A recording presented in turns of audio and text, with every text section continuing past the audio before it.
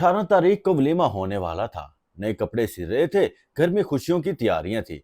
लेकिन सुबह 18 तारीख को जब भाई ने दरवाजा खोला तो इसका भाई हमजा कमरे में लटका हुआ था। हाथ पीछे बंधे हुए थे, मुंह में जराब ठोंसा हुआ था, आंखें बंद। बीवी सुकून से बेड पर बैठी थी। कोई रोना, कोई चीखना नहीं। पुलिस ने पहले कहा खुदकुशी है, मगर हकीकत बहुत खौफनाक निकल आई, क्योंकि ये कत्ल था और कातिल इसकी अपनी बीवी थी। ये कहानी है धोखे, लालच और झूठी मोहब्बत की।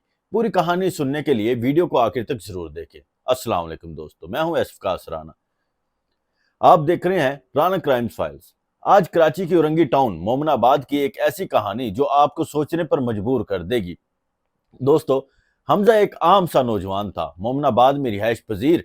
वो असल में लियाकताबाद का रहने वाला था, लेकिन सिर्फ 8 महीने पहले मोमनाबाद शिफ्ट हुआ था। दुआ के साथ इसकी शादी को सिर्फ 2.5-3 महीने हुए थे। दुआ की पहले से एक शादी हो चुकी थी। इसके 3 बच्चे थे।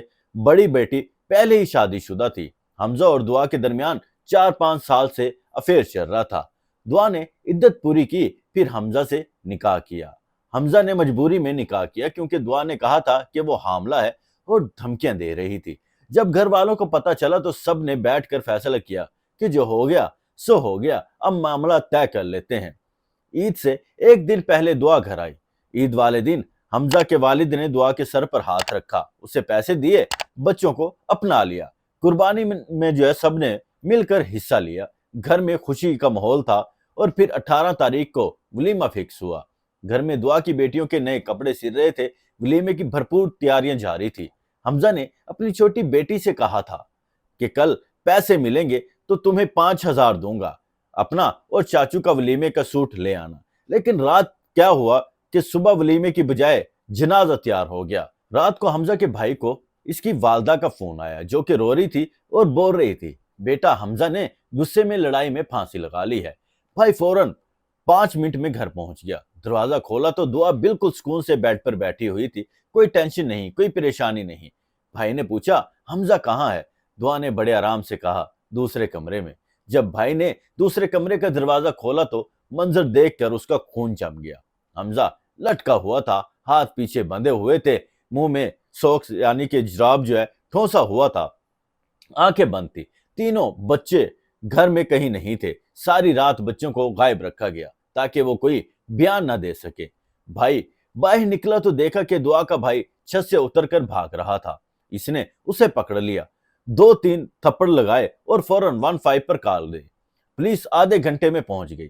अब सोचिए जरा, अगर हमजा ने खुद फांसी लगाई थी तो इसके हाथ कैसे बंधे हुए थे, मुंह में जुराब क्यों था और आंखें क्यों बंद थीं? खुदकुशी करने वाले की आंखें तो आमतौर पर खुली रह जाती हैं। मोमनाबाद पुलिस ने फौरन एक्शन लिया। एसएचओ शहबाज यूसुफ साहब खुद मौके पर पहुंचे। पहले तो सबने सोचा कि ये खुदकुशी है, लेकिन क्राइम सीन देखते ही शक हो गया। लाश का पोस्टमार्टम हुआ, तफ्तीश शुरू हुई। हमजा के अहले खाना का कहना है कि ये कत्ल है, 110% कत्ल। इसके पीछे दुआ का हाथ है, इसके साबिक शोहर का भी हाथ है और इसके भाई का भी हाथ है। दुआ खुद पुलिस एहलकार है, इसकी लियाकताबाद थाने में पोस्टिंग है। इस दिन वो बच्चों को मिलवाने भी गई थी और शाम को हमजा से भी मिली थी।